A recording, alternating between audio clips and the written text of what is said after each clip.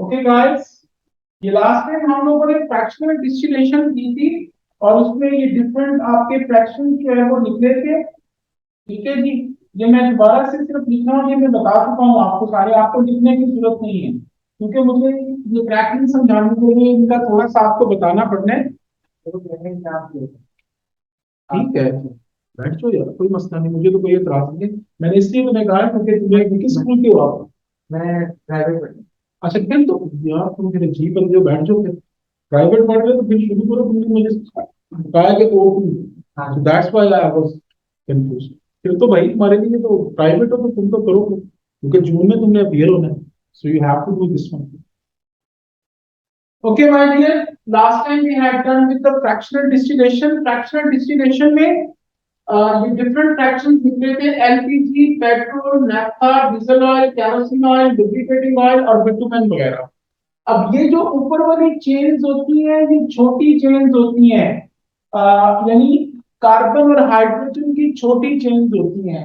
ये नीचे की तरफ आओगे तो ये बहुत बड़ी बड़ी चेन्स होती हैं, इसके 100-200 कार्बन तक की लंबी जो है वो चेन होती है। याद रखो, मैंने पहले भी बताया था कि जितनी छोटी चेन है, एलपीजी में सिर्फ कार्बन 1 से लेके कार्बन 4 तक की चेन है, पेट्रोल में कार्बन 5 से लेके कार्बन 12 तक की चेन है, नेफ्था में कार्बन 13 से लेके कार्बन 25 तक की चेन्स होती है। तो ये जितनी भी छोटी चेन्स होती है मेरे बच्चों, याद रखो कि छोटी चेन्स वाली जो चीजें होती हैं they are basically more in demand, उनकी डिमांड जो है वो ज्यादा होती है, वो ज्यादा इस्तेमाल होती हैं। जबकि ये जो बड़ी चेन्स होती हैं, लुब्रिकेटिंग ऑयल और बिटुमेन वगैरह, ये आपकी कम इस्तेमाल होती है, इनकी कम डिमांड होती है। इसीलिए तो बिटुमेन को हम लोग सड़कों के ऊपर डालते हैं, ये जो लुक होती है इसको सड़कों के ऊपर इसीलिए हम लोग जो है वो डालते हैं कि ये इतना ज्यादा इसका यूज नहीं होता। अब मेरे बच्चों, ये जो फ्रैक्शनल डिस्टिलेशन लास्ट टाइम हमने किया था, इसमें ये छोटी चेन्स वाली चीजें जो हैं, ये हमें जो रोज हासिल होती है वो हमारी डेली की डिमांड को पूरा नहीं करती। मैं आपको छोटी सी एग्जांपल देता हूँ पेट्रोल की। फ्रैक्शनल डिस्टिलेशन से रोज का सपोज करें कि आपका पेट्रोल निकलता है 40 बैरल, और पूरी दुनिया में, मैं ये सपोज कर रहा हूँ, 40 बैरल नहीं, वैसे तो बहुत बैरल निकलता है, मैं सपोज कर रहा हूँ पूरी दुनिया में रोज के पेट्रोल जो है उसका यूसेज 200 बैरल है। तो फ्रैक्शनल डिस्टिलेशन से तो सिर्फ 40 बैरल आ रहा है, तो बाकी जो कम है 160 बैरल, वो कहाँ से आता है? वो हम देखते हैं क्रैकिंग से। क्रैक वर्ड का मतलब भी होता है मेरे बच्चों तोड़ना। ठीक है, इसमें हम क्या करते हैं कि जो लॉन्ग चेन हाइड्रोकार्बन्स होती हैं लाइक लुब्रिकेटिंग ऑयल, बिटुमेन वगैरह, जो कि हमारे लिए इतना यूजफुल नहीं होता, ठीक है, लेस यूजफुल होता है, उसकी लेस डिमांड होती है, उसको हम लोग तोड़ते हैं क्योंकि ये बड़ी बड़ी चेन्स होती हैं। इसको तोड़ के इसकी छोटी चेन्स बना देते हैं जिसमें एलपीजी, पेट्रोल और नेफ्था वगैरह आता है जो कि ज्यादा यूजफुल होते हैं। ठीक है, और इस प्रोसेस को हम कहते हैं क्रैकिंग। तो क्रैकिंग की डेफिनेशन क्या होती है? The breakdown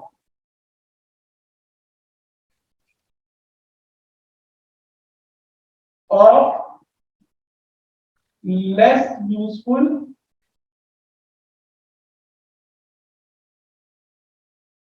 long chain hydrocarbons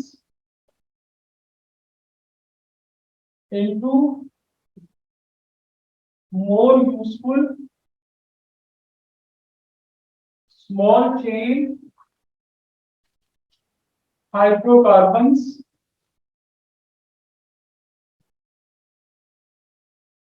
is called cracking। ठीक है जी। तो मेरे बच्चों, आपके पास एक तो फ्रैक्शनल डिस्टिलेशन से पेट्रोलियम आता है, पेट्रोल वगैरह आता है, और दूसरा पेट्रोल जो है वो हमारी जो डेली की डिमांड है वो फ्रैक्शनल डिस्टिलेशन उसको पूरा नहीं कर पाती, तो उसके लिए मेरे बच्चों हम लोग क्रैकिंग करते हैं। So cracking is basically the breakdown of less useful long chain hydrocarbons into more useful small chain hydrocarbons, उसको हम लोग क्रैकिंग का जो है वो नाम देते हैं। अब क्रैकिंग जो है, इसके लिए कुछ कंडीशंस होती हैं, दो कंडीशंस इसके लिए इस्तेमाल होती हैं। The first condition we use that is the temperature. लंबी चेन्स को क्रैक करने के लिए ऑलमोस्ट 400 टू 900 डिग्री सेल्सियस आपको टेम्परेचर चाहिए। पेपर में याद रखिए कि अगर आपको ये टेम्परेचर की रेंज भूल जाती है तो गलत मत लिखिएगा, ये ना और 300 लिख दो या 1200 लिख दो तो वो गलत हो जाएगा। आप लोगों को अगर भूल जाए तो वहां पे हाई टेम्परेचर का वर्ड लिखते हैं, टेम्परेचर को स्पेसिफाई मत करें। लेकिन बेहतर ये होता है कि आप लोग स्पेसिफाई करें 400 से 900 degree Celsius, that is the condition for cracking. और दूसरी चीज जो आपको चाहिए होती है दैट इज एल्यूमिनियम ऑक्साइड और सिलिकॉन डाइऑक्साइड। सिलिकॉन डाइऑक्साइड रेत को भी कहते हैं, और एल्यूमिनियम ऑक्साइड जो है ये भी आपकी जो है वो एक आयनिक कंपाउंड होती है। ये दोनों की दोनों जो चीजें हैं ये पीसीज ऑफ क्रॉकरी में आपको मिल जाती हैं। ये जो घरों में आप लोग चीनी के बर्तन इस्तेमाल करते हैं, जिस कप में आप लोग चाय पीते हैं, वो जो कप है, वो जो प्लेट्स वगैरह हैं, वो क्रॉकरी को हम कहते हैं। और वो क्रॉकरी जो है ये इन्हीं दो चीजों से मिलकर बनी होती है, एल्यूमिनियम ऑक्साइड और silicon dioxide. So keep remember my dear students that these two things, ठीक है, उसकी जगह अगर क्रॉकरी लिखा होगा, पीसीस ऑफ क्रॉकरी, तो उसका मतलब वो ये कैटलिस्ट ही ले रहा है। तो पेपर में एक दो दफा उसने पीसीस ऑफ क्रॉकरी लिखती है, जिसका मतलब एल्यूमिनियम ऑक्साइड और सिलिकॉन डाइऑक्साइड होता है।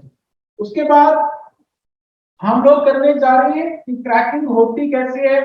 क्रैकिंग जब होती है तो आपके पास एक लॉन्ग चेन एल्कीन होती है, उसको जब हम तोड़ते हैं तो उससे एल्कीन बन जाती है, ज्यादा भी बन सकती हैं, एक भी बन सकती है, और साथ एक एल्केन बनता है, यहाँ हाइड्रोजन बनता है। इन दोनों में से कोई एक चीज बनती है, वो डिपेंडिंग ऑन कि अगर आपके पास कार्बन होंगे तो एल्केन बन जाएगी, अगर कार्बन कम हो गए, खत्म हो गए तो फिर हाइड्रोजन आपकी बन जाएगी।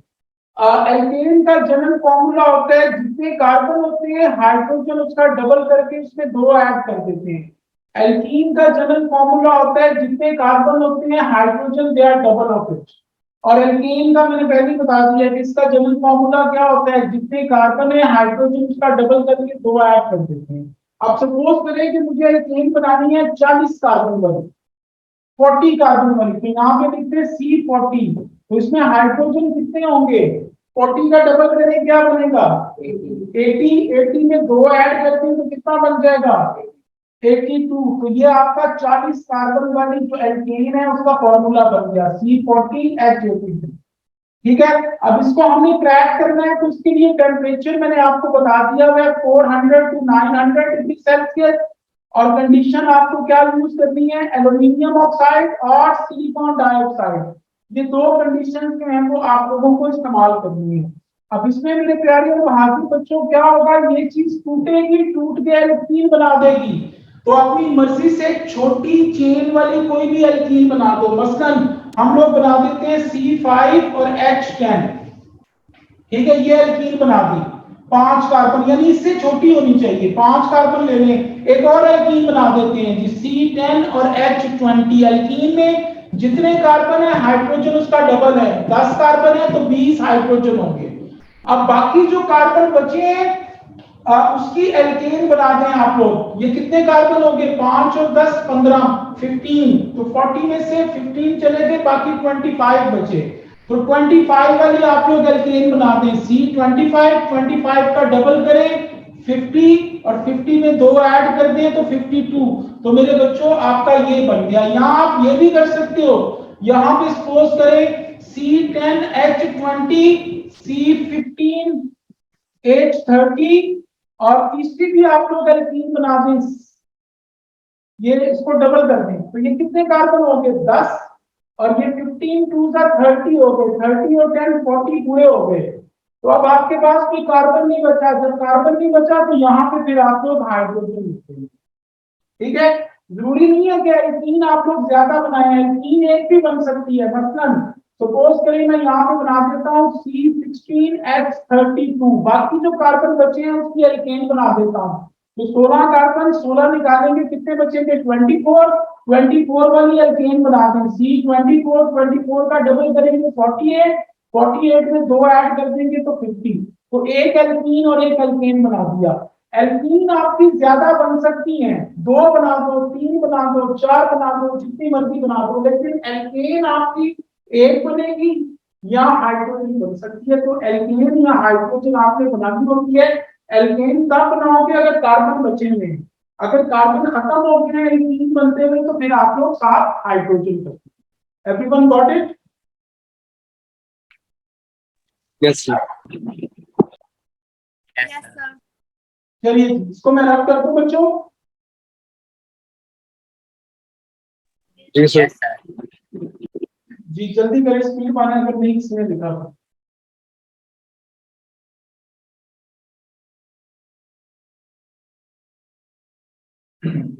चलिए जी, ये पेट्रोलियम वाला चैप्टर जो है ये आपका खत्म हो गया। अब हम शुरू करने जा रहे हैं मेरे बच्चों अपना चैप्टर 2 ऑर्गेनिक केमिस्ट्री का, विच इज एल्केन्स। ठीक है जी।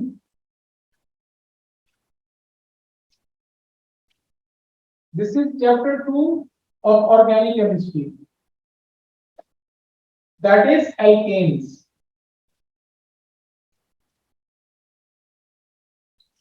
अच्छा जी, एल्केन्स क्या होते हैं? एल्केन की सबसे पहली पहचान भी होती है मेरे बच्चों कि एल्केन्स में कार्बन और कार्बन के बीच में सिंगल बॉन्ड मौजूद होता है। So you got a single bond between carbon and carbon, यानी कार्बन और कार्बन के बीच में बस एक बॉन्ड बना होता है, एक सिंगल लाइन होती है जी। ठीक है। दूसरी चीज, ऐसे कंपाउंड्स जिसमें सारे कार्बन और कार्बन में सिंगल बॉन्ड होगा, ऐसे कंपाउंड्स को हम लोग प्यार से कहते हैं सैचुरेटेड हाइड्रोकार्बन्स। पेपर में अक्सर डेफिनेशन आ जाती है कि what are the saturated hydrocarbons. So your answer should be a compound having single bonds in between its carbons is called saturated hydrocarbon। तो इसकी डेफिनेशन क्या होगी? अ compound having single bond in between its carbons is called saturated hydrocarbon। ठीक है जी। So this is the definition of the saturated hydrocarbon. ठीक है जी। अच्छा, उसके बाद अगली चीज मेरे प्यारे बच्चों, जो एल्केन होते हैं उन सब का जो नाम होता है उसकी एंडिंग ए एन ई पे होती है जी। ठीक है, एन। तो इनकी जो एंडिंग है that is always on the word A N E. A N E पे इनकी एंडिंग होती है। अगली चीज मेरे बच्चों, इनका जनरल फॉर्मूला मैंने आपको बताया कि जितने कार्बन होते हैं हाइड्रोजन उसका डबल करके, यानी ये एन है तो इसका डबल करते हैं और उसमें दो ऐड करते हैं तो you will get the alkane. Alkane की मैंने नेमिंग आपको बताई थी और उसके लिए मैंने आपको ग्रीक काउंटिंग याद करवाई थी। मीथा कहते हैं एक को, ईथा कहते हैं 2 को, प्रोपा कहते हैं 3 को, ब्यूटा कहते हैं 4 को, पेंटा कहते हैं 5 को, और हेक्सा कहते हैं जी 6 को, hepta that is called as the 7, octa that is called as the 8, nona that is called as the 9 and deca that is called as the 10। ये काउंटिंग मैंने आप लोगों को याद करवाई थी इस चैप्टर के शुरू में। So this is the Greek counting you should know about it. हर जगह पे मीठा लिखा होगा तो उसका मतलब एक है, ईथा 2, प्रोपा 3, ब्यूटा 4। अब यहाँ पे मेरे बच्चों अगली चीज जो मैं बताने जा रहा हूं that is the homologous series of alkanes. ठीक है जी। अब इसको जरा गौर से सुनिएगा कि होमोलोगस सीरीज जो है ये क्या बना होती है। होमोलोगस सीरीज का मतलब होता है एक जैसे नामों का ग्रुप। ठीक है जी। होमोलोगस सीरीज सिर्फ एल्केन की नहीं होती, ये एल्कीन की भी होती है, अल्कोहल्स की भी होती है, कार्बोक्सिलिक एसिड की भी होती है, हर एक चीज की होती है। ठीक है, जिनके एंड में सेम वर्ड आ रहे हो, यानी एल्केन होगा तो उसके एंड पे एन आ रहा होगा, एल्कीन होगा तो उसके एंड पे ईन आ रहा है। ठीक है, तो इस तरीके से डिफरेंट जो है वो नाम आ रहे होते हैं। तो इसके पहले कंपाउंड का नाम मीठा से बन जाएगा मीथेन, ईथा से क्या बन जाएगा इथेन, देन प्रोपा से क्या बन जाएगा प्रोपेन। सबके एंड में देखिए एन नहीं आ रहा है। और उसके बाद ब्यूटेन, उसके बाद पेंटेन, उसके बाद हेक्सेन, उसके बाद हेप्टेन।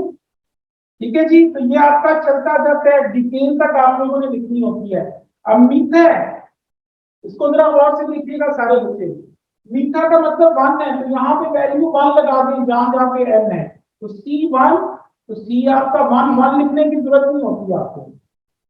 ये 2 1 का 2, 2 में 2 ऐड कर दो तो 4 बन जाएगा, तो CH4 पहला जो फॉर्मूला है वो आप लोग यहां से बना दें। उसके बाद अगले जितने भी फॉर्मूला बनाने हैं मेरे बच्चों, वो यहां से बनाने की जरूरत नहीं है। उसका मैं आसान तरीका तुम लोगों को बता देता हूं कि ये जो आपका फॉर्मूला पहला बन गया है, इसमें 1 कार्बन और 2 हाइड्रोजन का इजाफा करते जाओ। कार्बन 1 है तो कार्बन 2 कर दो, हाइड्रोजन 2 बढ़ा दो, 4 है तो यहाँ पे 6 हो जाएंगे। अगला फॉर्मूला बनाने, ठीक है जी, तो कार्बन 1 बढ़ा दो C3 और हाइड्रोजन 2 H8। इसका फॉर्मूला क्या बनेगा, C4 और हाइड्रोजन 10 कर दो, पेंटा C5 और हाइड्रोजन 2 बढ़ा दो 12, हेक्सा C6 हाइड्रोजन 2 बढ़ा दो 14, हेप्टा C7 और H16। तो मेरे बच्चों इस तरीके से आप लोगों की सारी होमोलोगस सीरीज जो है वो तैयार हो जाएगी। सिर्फ पहला फॉर्मूला आप लोगों को इस जनरल फॉर्मूला से बनाना होता है। पेपर में एक दफा एक क्वेश्चन आया था गाइस, वो क्या क्वेश्चन था,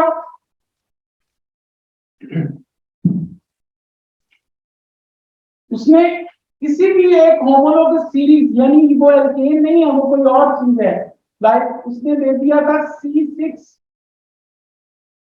C5 और H8। ये उसने, ये होमोलोगस सीरीज एल्केन की नहीं है, ये किसी और चीज की है। तो उसने क्वेश्चन पूछा था कि इस होमोलोगस सीरीज का पहला मेंबर क्या होगा। तो तुम लोगों ने क्या करना है, तुम लोगों को आसान तरीका बताया है, 1 कार्बन और 2 हाइड्रोजन कम करके इसको पीछे लेके जाते जाओ। तो क्या बन जाएगा C4H6, फिर क्या बनेगा C3H4, फिर क्या बनेगा C2H2, उसके बाहर क्या बनेगा CH तो एग्जिस्ट नहीं करेगा, क्योंकि कार्बन में 4 बॉन्ड बनाने होते हैं, तो एक हाइड्रोजन के साथ तो वो 4 बॉन्ड नहीं बना सकता। तो इसका मतलब है कि पहला मेंबर इसका जो है वो C2H2 होगा। You got it. तो इस तरीके से मेरे बच्चों पेपर में इस तरह भी आपको क्वेश्चन वो दे सकते हैं कि कोई एक फॉर्मूला देके वो आपसे पूछ सकता है कि इसका फर्स्ट मेंबर क्या होगा, इसका 10वां मेंबर क्या होगा। तो आप लोग इस तरीके से 1 कार्बन और 2 हाइड्रोजन का इजाफा करते जाएंगे। उसके बाद मेरे बच्चों ये आप लोगों की पूरी होमोलोगस सीरीज बन गई है।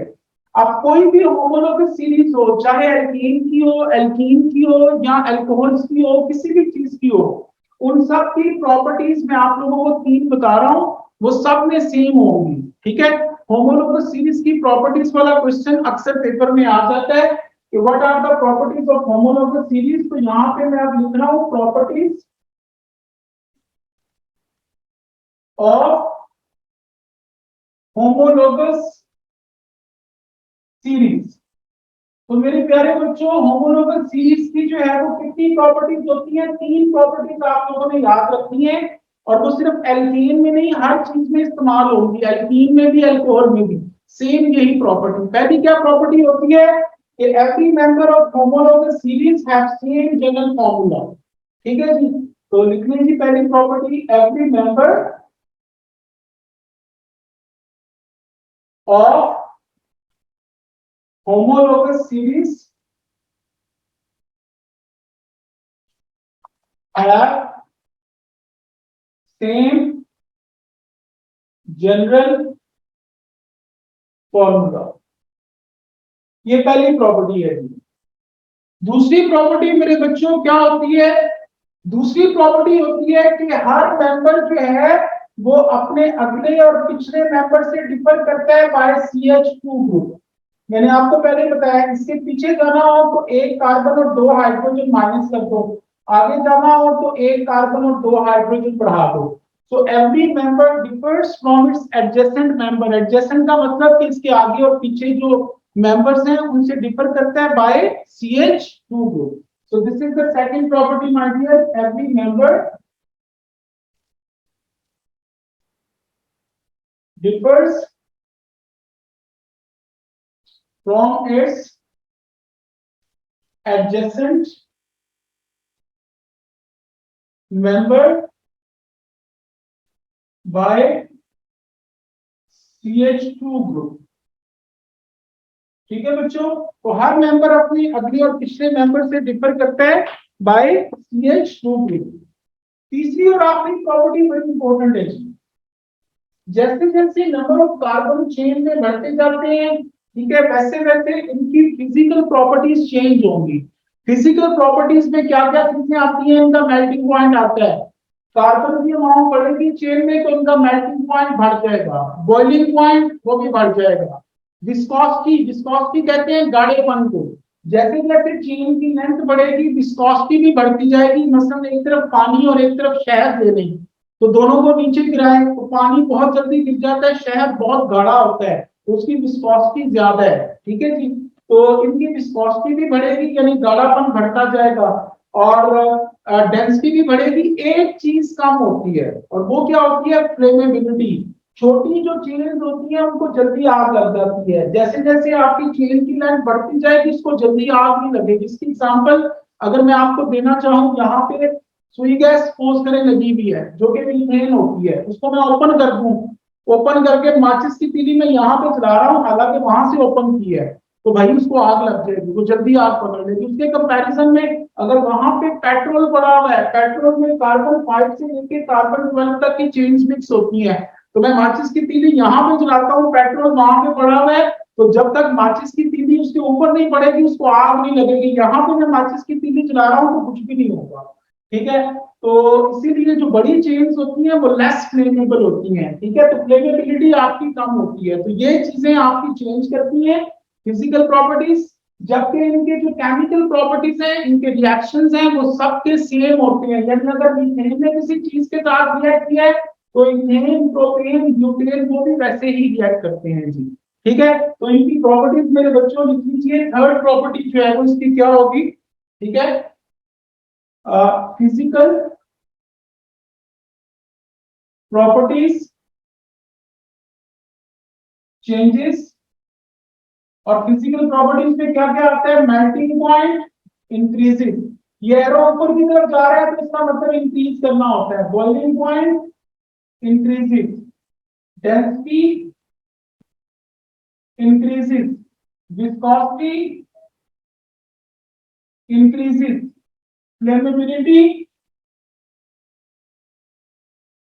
डिक्रीजिंग। ये नीचे की तरफ एरो आ रहा है, नीचे की तरफ आएगा इसका मतलब डिक्रीज करना होता है। तो ये सारी चीजें इंक्रीज कर रही हैं, ये डिक्रीज कर रही है, कैसे, with the increase in number of carbons, whereas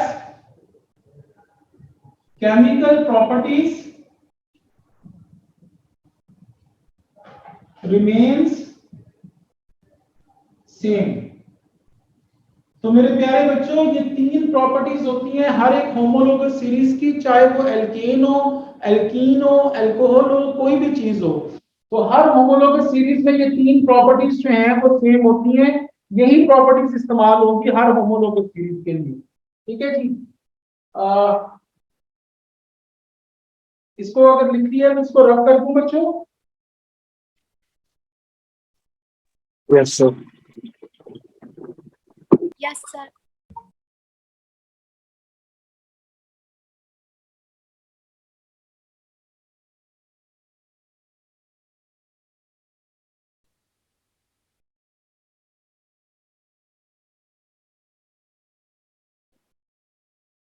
Okay, my dear students, now we are going to start with the reactions of alkanes। के alkanes में reactions कौन कौन से होते हैं, यानी इनकी केमिकल प्रॉपर्टीज डिस्कस कर रहे हैं। तो एल्केन्स के अंदर मेरे बच्चों सिर्फ दो रिएक्शन होते हैं। पहला रिएक्शन होता है जिसको हम कहते हैं कंबस्टन। कंबस्टन कहते हैं आग लगने को, बर्न करने को। ठीक है जी, कंबस्टन मेरे प्यारे बच्चों दो तरह की होती है, एक को हम कहते हैं इनकम्प्लीट कंबस्टन और एक को हम कहते हैं कंप्लीट कंबस्टन। दोनों में क्या फर्क होता है वो जरा गौर से देख लीजिएगा। चीजें आपकी सेम होंगी, सिर्फ फर्क किस चीज का है वो बताता हूँ। लेट्स सपोज मैंने यहाँ पे ले लिया मीथेन CH4 कंबस्टन करनी है तो ऑक्सीजन इस्तेमाल होती है, oxygen helps in burning. Incomplete combustion में oxygen that is in limited supply, आपकी कम अमाउंट में ऑक्सीजन है, जबकि कंप्लीट कंबस्टन में ऑक्सीजन जो है वो that is in plenty supply, ज्यादा अमाउंट में है। अगर मेरे बच्चों ऑक्सीजन आपकी कम सप्लाई में है, कम अमाउंट में मौजूद है, तो व्हाट वुड हैपन, ये कार्बन ऑक्सीजन के साथ मिलकर कार्बन मोनोऑक्साइड बना देगी। यहाँ अगर ऑक्सीजन बहुत ही कम है तो कार्बन अकेला भी बाहर निकल सकता है, और ये H ऑक्सीजन के साथ मिलकर वाटर बनाएगा। तो ये तीन आपकी जो है वो प्रोडक्ट्स बन सकती हैं, कार्बन मोनोऑक्साइड, कार्बन वाटर। अक्सर आपने रिक्शास के पीछे या कोई जो है वो कोई ट्रॉला वगैरह जा रहा हो तो ब्लैक कलर का धुआं निकलता हुआ देखा होगा। वो ब्लैक जो होता है colour that is due to the presence of carbon.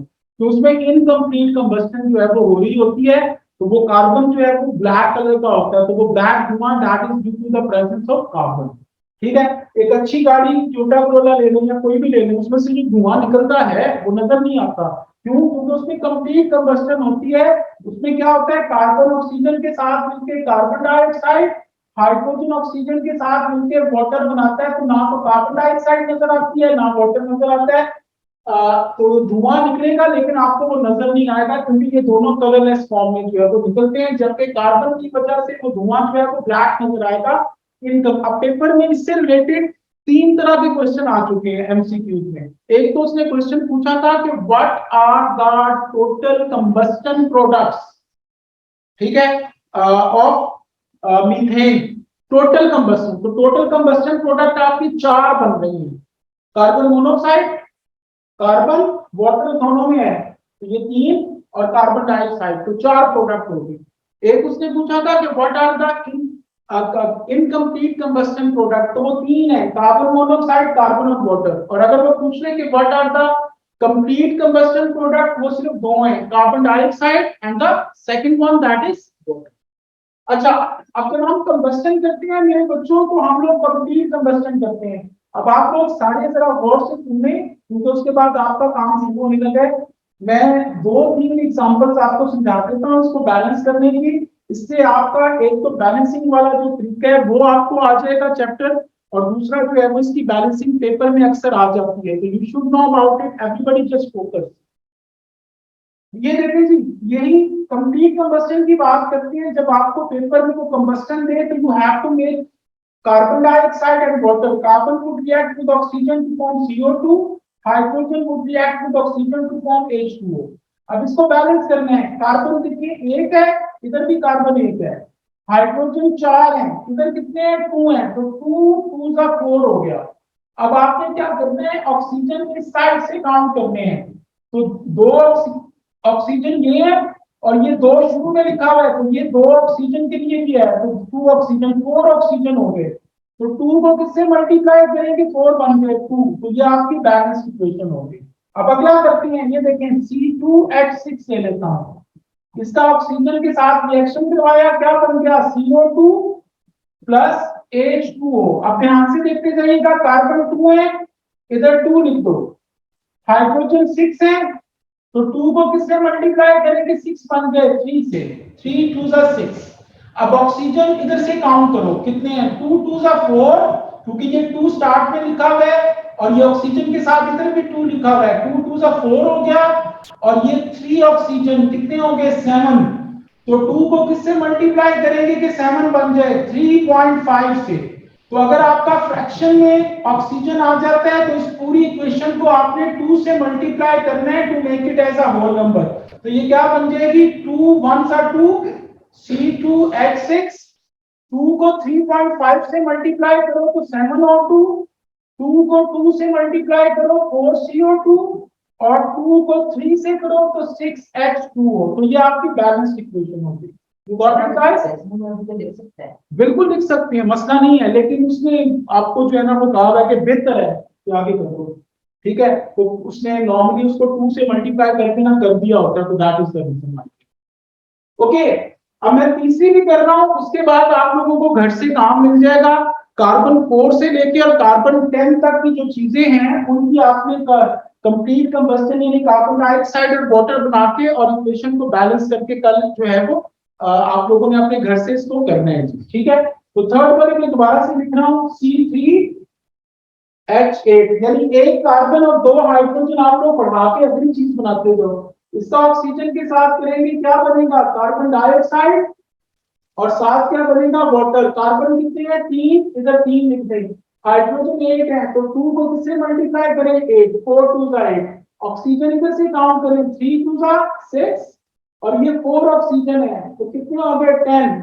तो 2 को किससे मल्टीप्लाई करेंगे, 10 हो जाए 5।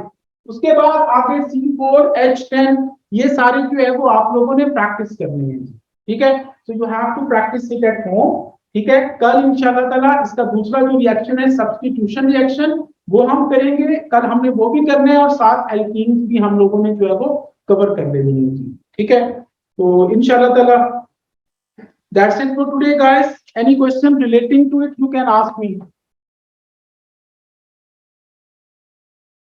No question? Yes Khadija, you were asking me something? No sir. Okay okay.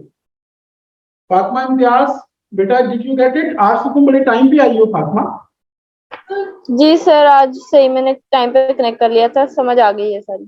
चले, बड़ी मेहरबानी। अगर आप टाइम पे आ जाया करो ना बेटा तो हर चीज आपको समझ लग जाएगी। Okay guys, have a nice time, take care of yourself, अल्लाह हाफिज।